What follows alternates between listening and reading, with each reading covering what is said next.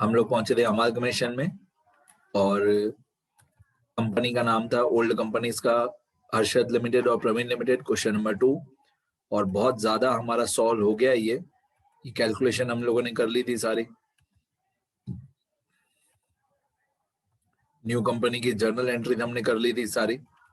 अब हम लोग न्यू कंपनी की जर्नल एंट्रीज में थे, न्यू कंपनी की बैलेंस शीट बना रहे थे और सेकंड एंट्री में हमारा कैश एंड बैंक अकाउंट यहां से लेकर हमारी बैलेंस शीट में पोस्टिंग करना बाकी है। तो ये कैश एंड बैंक हुआ 71,000 डेबिट। अब मैं बैलेंस शीट में जाता हूँ, एसेट साइड पे जाता हूँ। एसेट साइड पे करंट एसेट्स के अंदर, एसेट साइड पे करंट एसेट्स के अंदर मैं लिखता हूँ कैश एंड बैंक। अब ये डेबिट में दिया हुआ है 71,000, कैश एंड बैंक डेबिट में दिया हुआ है 71,000।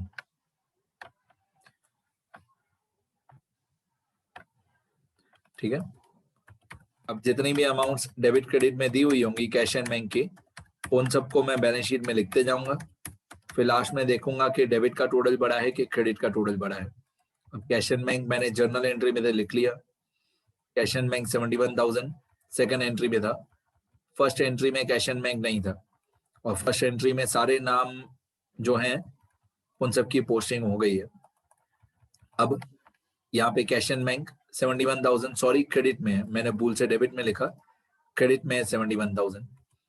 तो सेकंड एंट्री में कैश एंड बैंक क्रेडिट हुआ 71,000।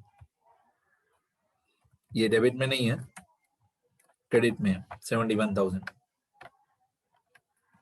यहाँ पे मैं लिख देता हूँ क्रेडिट। ठीक है। अब वापस जर्नल एंट्री में जाते हैं। फर्स्ट एंट्री में कैश एंड बैंक नहीं है, सेकंड एंट्री में फर्स्ट एंट्री में कैश एंड बैंक नहीं है, सेकंड एंट्री में कैश एंड बैंक क्रेडिट हुआ, मैंने क्रेडिट में लिख दिया। थर्ड एंट्री में कैश एंड बैंक नहीं है, फोर्थ एंट्री में कैश एंड बैंक क्रेडिट हुआ 14,000।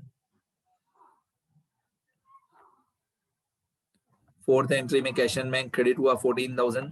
इसको मैं बैलेंस शीट में लिख देता हूँ, कैश एंड बैंक क्रेडिट में 14,000। फिर फिफ्थ एंट्री में कैश एंड बैंक डेबिट में है 3 लाख। फिफ्थ एंट्री में कैश एंड बैंक डेबिट में है 3 लाख। तो जो डेबिट वाला 3 लाख है मैं डेबिट में लिख देता हूँ बैलेंस शीट में जाके, कैश एंड बैंक डेबिट हुआ 3 लाख। ठीक है। कैश एंड बैंक डेबिट हुआ 3 लाख। फिफ्थ एंट्री तक हो गया हमारा। सिक्स्थ एंट्री में कैश एंड बैंक 0 है। अगर यहाँ पे हो कैश एंड बैंक हो क्रेडिट में तो आप लोग क्रेडिट में लिख देना, मतलब बैलेंस शीट में क्रेडिट में लिख देना अगर हो तो। सेवंथ एंट्री में भी कैश एंड बैंक क्रेडिट है 0। अगर यहाँ पे अमाउंट हो तो बैलेंस शीट में लिख देना क्रेडिट में 0। अब कैश एंड बैंक जहां पे भी था वो मैंने बैलेंस शीट में लिख दिया।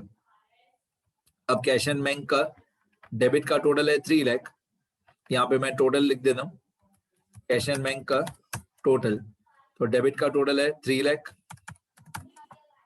और क्रेडिट का टोटल है 85,000। ठीक है। ये डेबिट का टोटल है, क्रेडिट का टोटल 3 लाख और 85,000।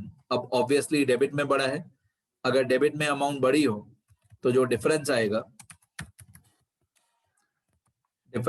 हमारा 3 लाख माइनस 85,000। तो डिफरेंस आएगा equal to 3 lakh minus 85,000, difference आएगा 2,15,000। अब अगर डेबिट का टोटल बड़ा है तो हम इसको करंट एसेट्स में लिखेंगे 2,15,000 को, जो डिफरेंस है 2,15,000। अगर डेबिट का टोटल बड़ा है तो ये डिफरेंस करंट एसेट्स में आएगा। और अगर क्रेडिट का टोटल बड़ा हो तो ये जो डिफरेंस है ये लायबिलिटी साइड पे आएगा, मेन हेड करंट लायबिलिटीज, और नाम लिखेंगे हम लोग बैंक ओवरड्राफ्ट। नाम क्या लिखेंगे? Bank overdraft. अगर क्रेडिट का टोटल बड़ा हो तो करंट लायबिलिटीज में आएगा और बैंक ओवरड्राफ्ट लिखेंगे। अगर डेबिट का टोटल बड़ा है तो करंट एसेट्स में आएगा और नाम लिखेंगे कैश एंड बैंक बैलेंस। 2,15,000। ठीक है। मैं यहाँ पे ऊपर लिख देता हूँ, ये 2,15,000 मैं यहाँ पे ऊपर लिख देता हूँ 215,000, ठीक है। तो जो हमारा डिफरेंस आया 2,15,000 वो मैंने एसेट साइड पे लिखा क्योंकि डेबिट का टोटल बड़ा है, ठीक है। आगे अब जर्नल एंट्रीज में देखते हैं क्या क्या बाकी है, किसकी किसकी पोस्टिंग बाकी है। सेकंड एंट्री तक सब हो गया था हमारा। थर्ड एंट्री में ये 1,85,000 बाकी है क्रेडिट, और फोर्थ एंट्री में 1,85,000 डेबिट। तो ये 1,85,000 लिक्विडेटर ऑफ प्रवीण, पहले हुआ क्रेडिट, फिर 1,85,000 लिक्विडेटर ऑफ प्रवीण, फिर हुआ डेबिट। तो liquidator of Praveen credit debit cancel, पहले 1,85,000 क्रेडिट हुआ, फिर 1,85,000 डेबिट हुआ। तो लिक्विडेटर कैंसिल, ये बैलेंस शीट में नहीं आएगा। अब ये प्रिलिमिनरी एक्सपेंस अगर अमाउंट हो तो इसको बैलेंस शीट में under the main head of current assets लिखना। अगर इसमें अमाउंट हो तो बैलेंस शीट में लिखना under the main head of current assets, ये प्रिलिमिनरी एक्सपेंस।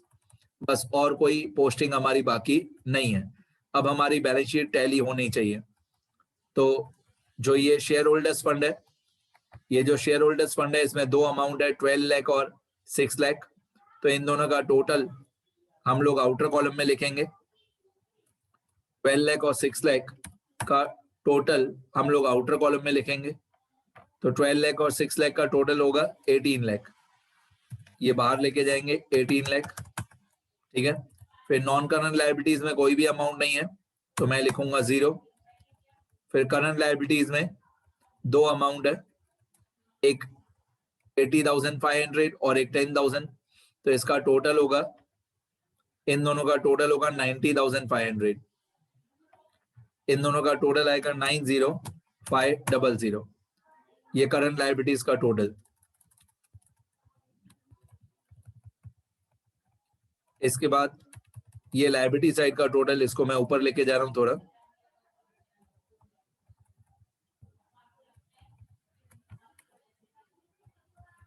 ये टोटल थोड़ा मैं ऊपर लेके आता हूं।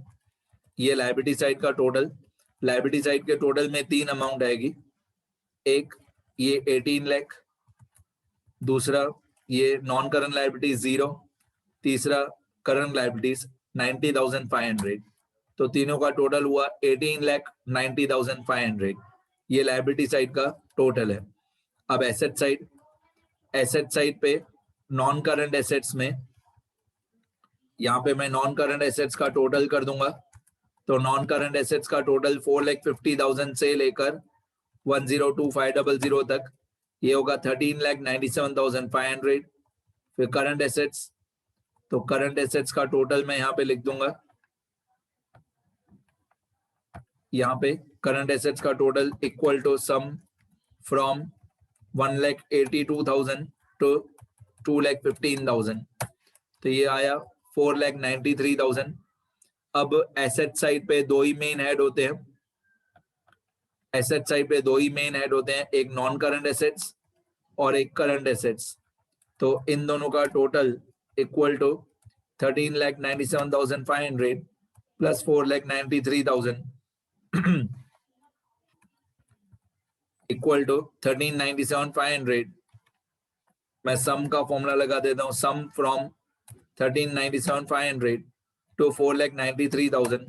तो 18,90,500 ये एसेट साइड का टोटल है, ये एसेट साइड का टोटल है 18,90,500, और ये लायबिलिटी साइड का टोटल है 18,90,500। ये हमारा टैली हो गया बैलेंस शीट। एक बार मैं बैलेंस शीट स्क्रॉल कर देता हूं यहां से लेकर, तो जो लोग रिकॉर्डेड लेक्चर देखेंगे वो लोग लिख पाए। बैलेंस शीट जर्नल एंट्री से लेकर स्क्रॉल कर देता हूं।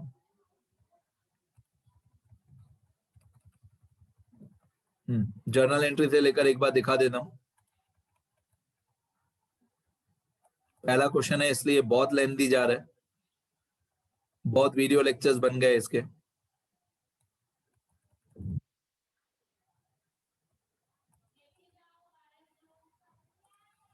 अभी मैं इसी वीडियो लेक्चर में स्टार्ट करूंगा ओल्ड कंपनी के अकाउंट्स।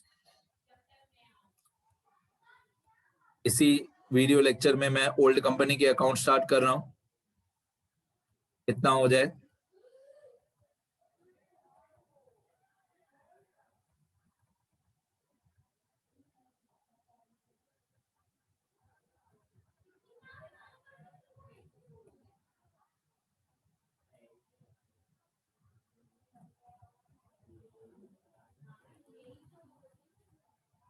ठीक है, अभी हम लोग अकाउंट्स बनाएंगे in the books of old company. Okay, अब ओल्ड कंपनी के अकाउंट्स,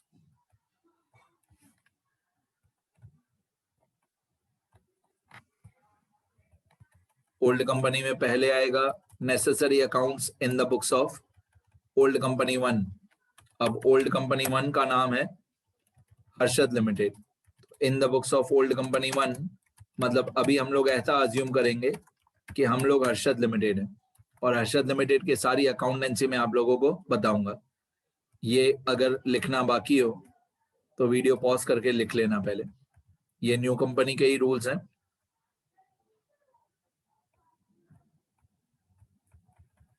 लास्ट वीडियो में भी बताया था ये सब।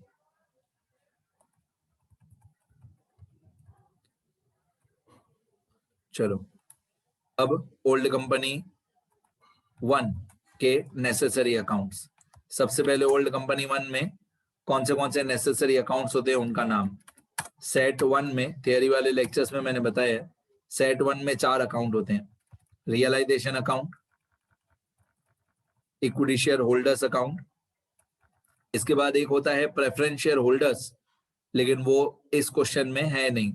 ओल्ड कंपनी के प्रेफरेंस शेयर होल्डर्स इस क्वेश्चन में नहीं है। तो सेट 1 में होता है रियलाइजेशन, फिर इक्विटी शेयर होल्डर्स, फिर प्रेफरेंस शेयर होल्डर्स, फिर उसके बाद होता है cash and bank account. Cash and bank account मतलब सेट 1 में 4 अकाउंट होते हैं, realisation, equity share holders, preference share holders, cash and bank. उसने दिए जो प्रेफरेंस शेयर होल्डर्स है वो इस क्वेश्चन में नहीं है। सेट 2 में होता है, सेट 2 में होता है जो assets and liabilities not taken over हो बाय न्यू कंपनी। तो इस क्वेश्चन में नॉट टेकन ओवर में एक ही नाम था, बैंक बैलेंस, तो उसका तो अकाउंट हम लोग वैसे भी बनाते ही हैं। सेट 2 में उन सब का अकाउंट बनाते हैं एसेट्स और लायबिलिटीज का, जो एसेट्स और लायबिलिटीज न्यू कंपनी नहीं लेके गई हो, उन सब का अकाउंट बनाते हैं। ऐसा कोई भी एसेट या लायबिलिटी इस क्वेश्चन में नहीं है। ओके, सेट 2 में not taken over assets and liabilities के अकाउंट बनाते हैं, ऐसा इस क्वेश्चन में नहीं है। फिर सेट 3 में, सेट 3 में एक ही अकाउंट बनता है, कौन सा, न्यू कंपनी का नाम। अभी इस क्वेश्चन में न्यू कंपनी का नाम है आनंद लिमिटेड, तो न्यू कंपनी अकाउंट मतलब आनंद लिमिटेड अकाउंट, मतलब जो परचेजर है उसका अकाउंट।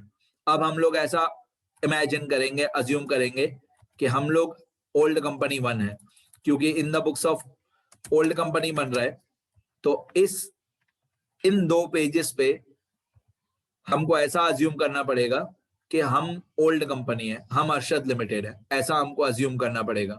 ठीक है, अभी के लिए इन अकाउंट्स के लिए। तो सेट 1 में मैंने 4 नाम बताए, सेट 2 में मैंने बताया जो assets and liabilities not taken over हो, सेट 3 में एक ही अकाउंट होता है, न्यू कंपनी का नाम। सेट 4 में होता है जो सारी चीजें हमको न्यू कंपनी ने दी। अभी मैं हम बोल रहा हूं मतलब अभी हम ओल्ड कंपनी है, तो जो सारी चीजें हमको न्यू कंपनी ने दिया, तो न्यू कंपनी ने हमको इक्विटी शेयर्स दिए, या न्यू कंपनी ने हमको इक्विटी शेयर्स के अलावा और क्या क्या दिया, उन सब का अकाउंट सेट 4 में बनता है। ठीक है, इस क्वेश्चन में न्यू कंपनी ने इक्विटी शेयर्स दिए पीसी में, उसके बाद सिक्योरिटी प्रीमियम था, सिक्योरिटी प्रीमियम का अलग से अकाउंट नहीं बनेगा। उसके बाद न्यू कंपनी ने कैश एंड बैंक दिया, उसका भी अकाउंट कैश एंड बैंक का हमारा पहले से ही बनाया हुआ है, अलग से नहीं बनाना है। ठीक है, तो सेट 4 में आता है कि न्यू कंपनी ने हमको क्या क्या दिया, इक्विटी शेयर्स दिए, प्रेफरेंस शेयर्स दिए, डिबेंचर्स दिए, न्यू कंपनी ने हमको क्या क्या दिया, उन सब का अकाउंट सेट 4 में आता है। ठीक है, शुरू करते हैं।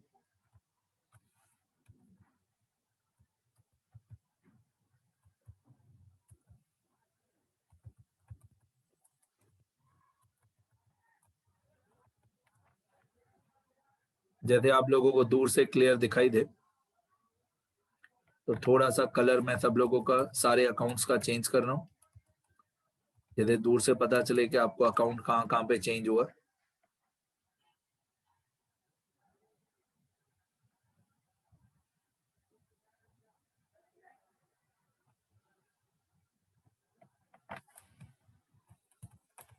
ठीक है, बस ऐसा रहने देते।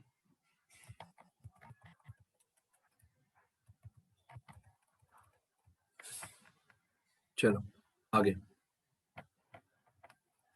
आगे बढ़ते हैं। सबसे पहला इसमें सेट 1 2 3 4 होता है।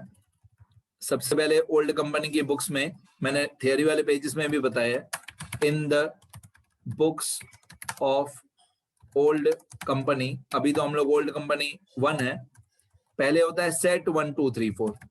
कौन से अकाउंट बनते हैं? सेट 1 2 3 4, वो मैंने अभी अभी बताया कि कौन से सेट में कौन से अकाउंट होते हैं, और थियरी वाले पेजेस में भी बताया है। इसके बाद इन अकाउंट्स के अंदर स्टेप 1 2 3 4, इन सारे अकाउंट्स के अंदर स्टेप 1 2 3 4, ये भी मैंने थियरी वाले पेजेस में बताया है, बट अभी साथ साथ में बताऊंगा तो ज्यादा मजा आएगा। स्टेप 1 2 3 4, जो हम लोगों ने ये अकाउंट्स बनाए सेट 1 2 3 4, उसके अंदर स्टेप 1 2 3 4। स्टेप 1 2 3 4 क्या होता है? स्टेप 1 से लेकर शुरू करता हूं। स्टेप 1 होता है old balance sheet equal to all amounts equal to one effect equal to compulsory. Old balance sheet, all amounts, one effect, compulsory. जो भी हर्षद लिमिटेड की ओल्ड बैलेंस शीट थी उसकी सारी अमाउंट्स का हम एक एक इफेक्ट करेंगे, कंपल्सरी। जो भी तब एसेट साइड पे दिया हुआ है वो कहीं ना कहीं पे डेबिट करेंगे, और जो भी तब लायबिलिटी साइड पे दिया हुआ है वो कहीं ना कहीं पे क्रेडिट करेंगे। अब हम लोगों को क्वेश्चन पेपर चाहिए। न्यू कंपनी की जर्नल एंट्रीज और बैलेंस शीट बनाते टाइम मैंने आप लोगों को बोला कि क्वेश्चन पेपर नहीं चाहिए, लेकिन ओल्ड कंपनी के अकाउंट्स बनाते टाइम क्वेश्चन पेपर चाहिए। अब मैं क्वेश्चन पेपर में जाऊंगा जो कि बहुत ऊपर है। ये सारा हमारा आंसर है। इमेजिन करो आपकी सप्लीमेंट्री में नोटबुक में कितने पेजेस होंगे, इमेजिन करो। अब मेरे को हर्षद लिमिटेड की बैलेंस शीट चाहिए, ये वाली। अब मैं एसेट साइड से शुरू करता हूं। एसेट साइड से या लायबिलिटी साइड से जब भी हम लोग कोई भी नाम लिखेंगे तो जो भी सारे एसेट्स और liabilities taken over by new company हो, जो भी सारे एसेट्स और liabilities taken over by new company हो, वो रियलाइजेशन अकाउंट में आएंगे। ऑब्वियसली यहां से लेकर नए नए रूल्स आते जाएंगे, नई नई बातें, क्योंकि पहली बार आप लोग ओल्ड कंपनी के अकाउंट सीख रहे हो। तो जो भी सारे, फिर से बोलता हूं, जो भी सारे एसेट्स और liabilities taken over by new company हो वो रियलाइजेशन अकाउंट में आएंगे। एंड जो भी सारे assets and liabilities not taken over हो उनका अलग से एक अकाउंट बनाएंगे। उस अकाउंट में बैलेंस ब्रॉट डाउन लिखेंगे, जैसे land and building, machinery, furniture, patent, stock, debtors, bill receivable, ये सब टेकन ओवर था।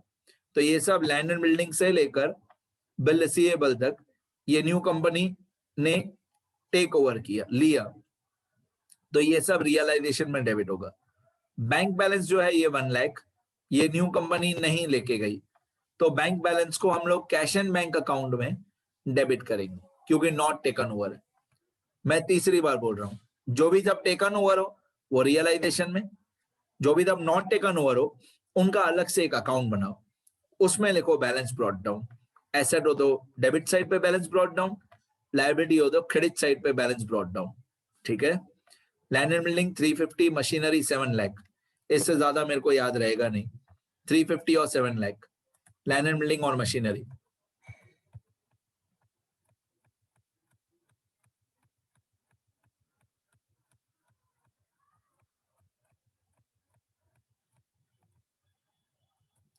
Land and building 350,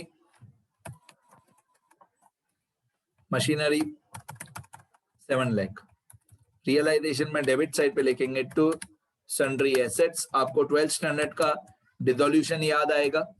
dissolution chapter में हम लोग ये रियलाइजेशन अकाउंट बनाते थे।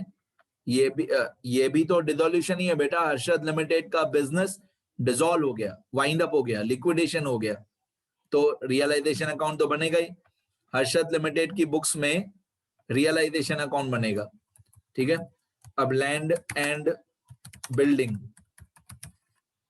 फिर मशीनरी 350 और 7 लाख। आप लोग ऐसा भी कर सकते हो कि पहले सारे अमाउंट्स को इनर कॉलम में लिखो, फिर जो टोटल है उसको आउटर कॉलम में लिखो, ऐसा भी कर सकते हैं।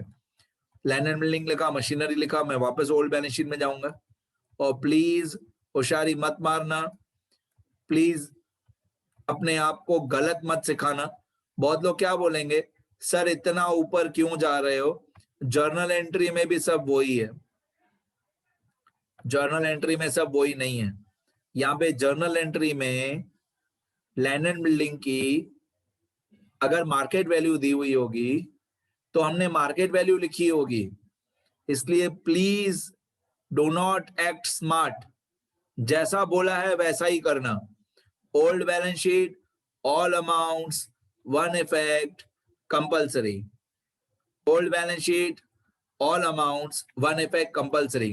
क्योंकि जर्नल एंट्री में और कैलकुलेशन में हो सकता है लैंड एंड बिल्डिंग की मार्केट वैल्यू हमने लिखी हो, तो प्लीज जो मैं बोल रहा हूं वही करो। Land and building 350, machinery 7 lakh, FPSDB, FPSDB। चलो देखते हैं कितना याद रहता है FPSDB।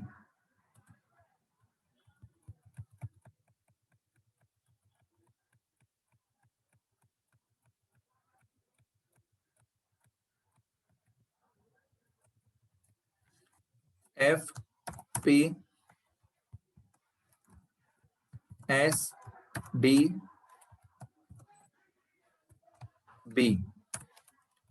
F में था फर्नीचर,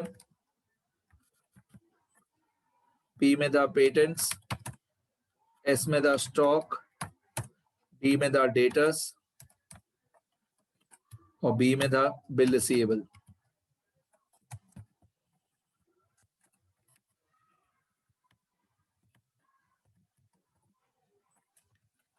अब ये शायद 50,000 था, ये शायद 75,000 था, मैं फिर से चेक करूंगा 50 और 75।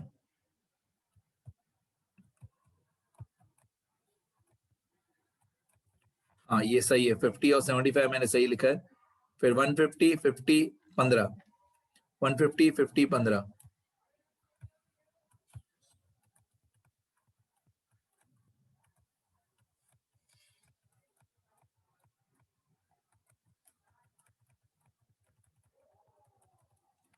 वन 50, 50, 15, ठीक है।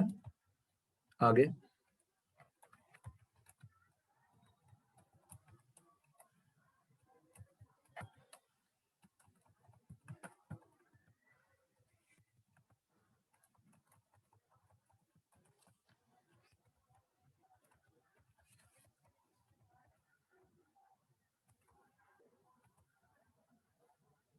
इसके बाद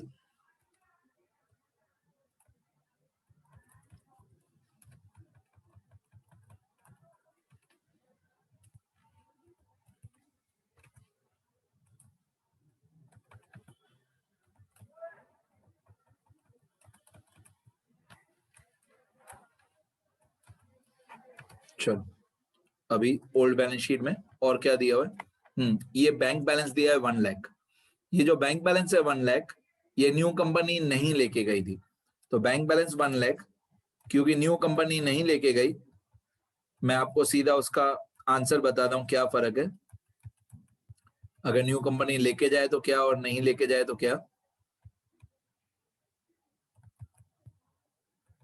अगर न्यू कंपनी ये 1 लाख रुपीज बैंक बैलेंस लेके जाए तो ये बैंक बैलेंस 1 लाख यहाँ पे आएगा रियलाइजेशन में, अगर टेकन ओवर हो तो।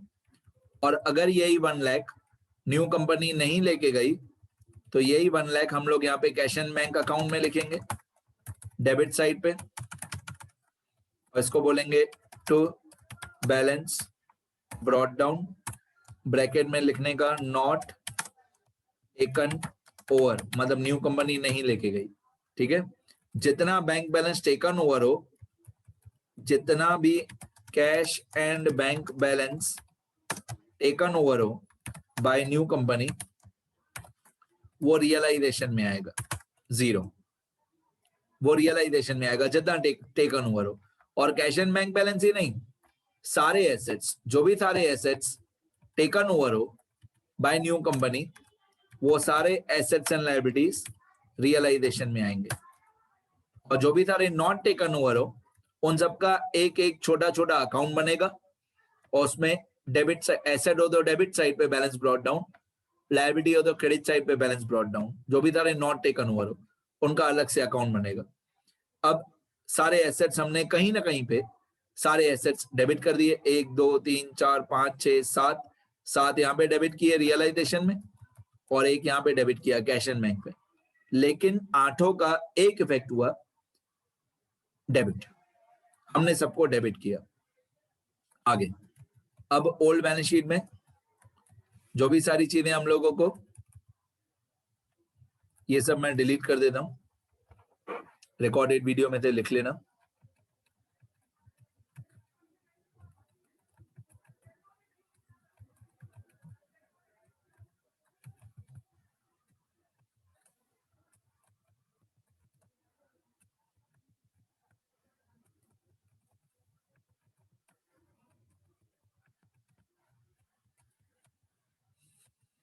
ठीक है, अब लायबिलिटी साइड, हर्षद लिमिटेड का liability side, equity share capital 10 lakh, ये पुरानी कंपनी के इक्विटी शेयर होल्डर्स हैं 10 lakh.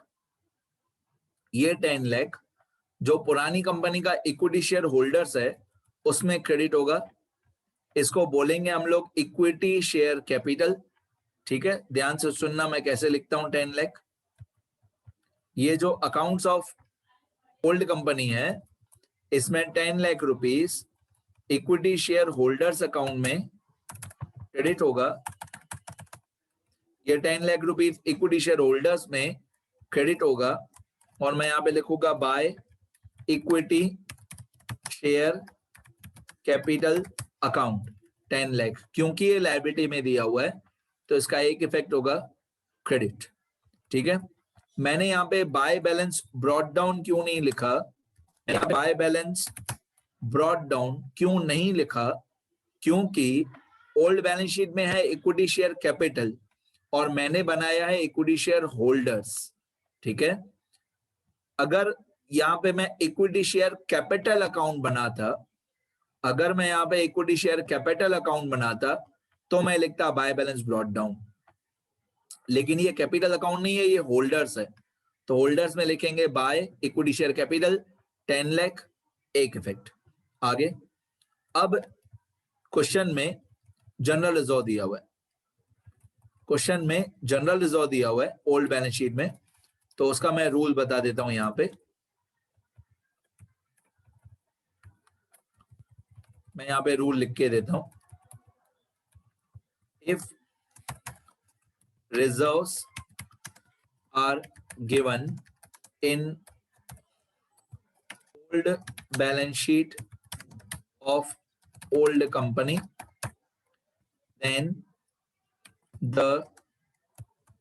these reserves should be recorded in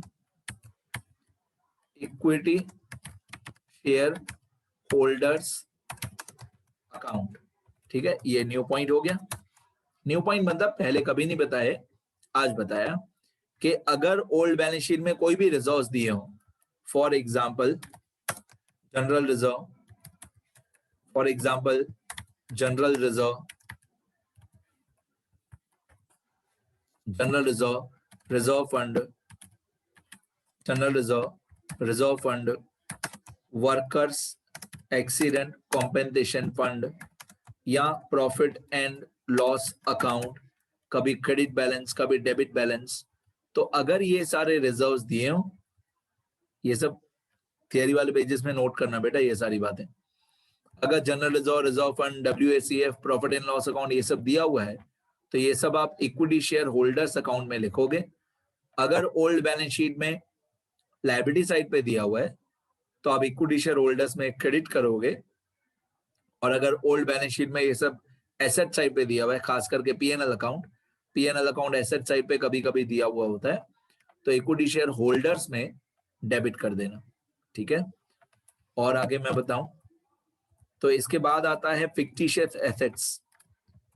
इसके बाद आता है fictitious assets.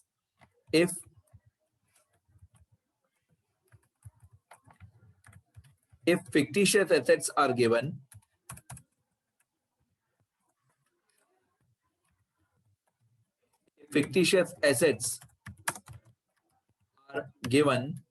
in old balance sheet of old company, then these should be debited.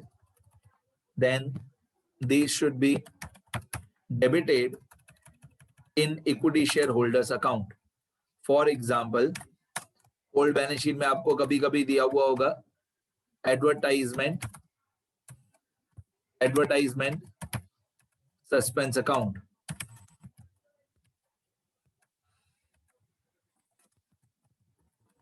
Advertisement suspense account कभी कभी दिया होगा, कभी कभी एसेट साइड पे प्रॉफिट एंड लॉस अकाउंट जैसे मैंने बताया दिया हुआ होगा, कभी कभी एसेट साइड पे अंडरराइटिंग कमीशन दिया हुआ होगा, अंडरराइटिंग कमीशन कभी कभी दिया होगा एसेट साइड पे।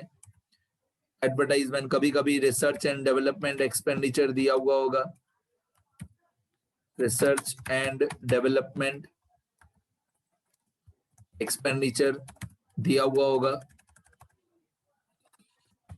एसेट साइड पे।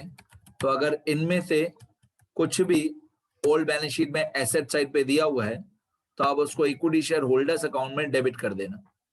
और अगर इस रिजर्व्स में दे, if the reserves are given in old balance sheet of old company, in old balance sheet on liability side of old balance sheet, then these reserves should be credited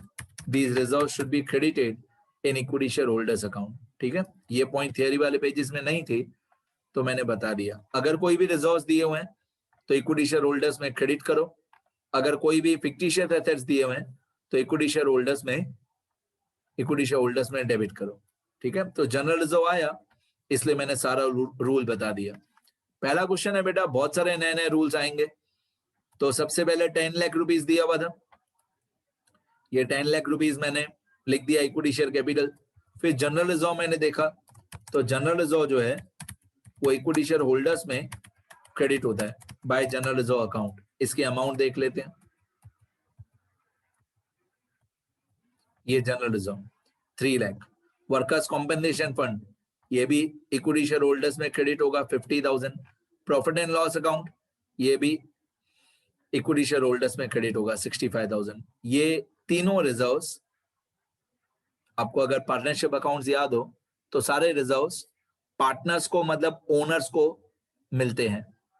तो company joint stock company में जो owners होते हैं वो equity share holders होते हैं। जो equity share holders होते हैं वही ओनर्स होते हैं, इसलिए सारे रिजर्व्स इक्विटी शेयर होल्डर्स को मिलेंगे, पुरानी कंपनी के इक्विटी शेयर होल्डर्स को।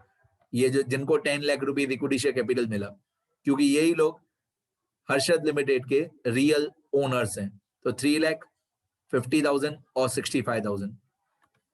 3 लाख और 50,000 और 65,000।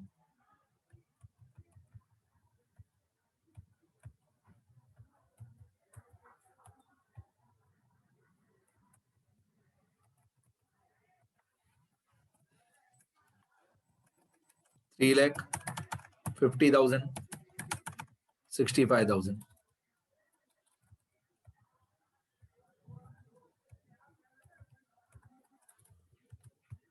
by workers accident compensation fund by profit and loss account, ठीक है।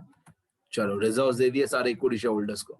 आगे हर लाइन में एक नया रूल आ रहा है तो टाइम तो लगेगा बेटा कंप्लीट करने में। इसके बाद दिया हुआ है क्रेडिटर्स ऑफ बिल्स पेबल 65,000 और 10,000।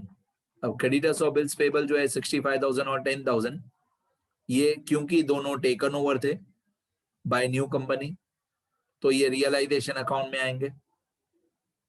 क्रेडिट साइड पे एक effect, realisation account credit side एक इफेक्ट 65,000 और 10,000, क्रेडिटर्स और बिल्स पेएबल 65,000 और 10,000।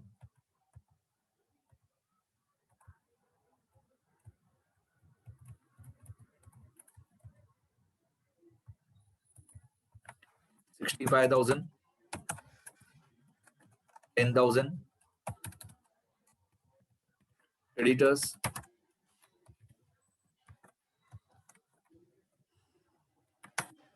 bills payable, यहां पे लिखेंगे बाय सन्ड्री, लायबिलिटीज 65 और 10, बाय सन्ड्री लायबिलिटीज 65,000 और 10,000 हो गया। तो ये हमारा ये हमारा स्टेप 1 था। Old balance sheet, all amounts, one effect, compulsory. अभी तक स्टेप 1 हुआ है, बधाई हो। स्टेप 2, 3, 4 तीनों पीसी से रिलेटेड है, लेकिन इस वीडियो लेक्चर में कंप्लीट नहीं करूंगा मैं, नेक्स्ट वीडियो लेक्चर में कंप्लीट करूंगा। अभी लिखना भी नहीं ये सारे अकाउंट्स, ओल्ड कंपनी के अकाउंट्स। मैं स्टेप 2, 3, 4 कर दूं फिर लिखना। ये मीटिंग यहां तक ही बेटा, नेक्स्ट वीडियो में लेंगे।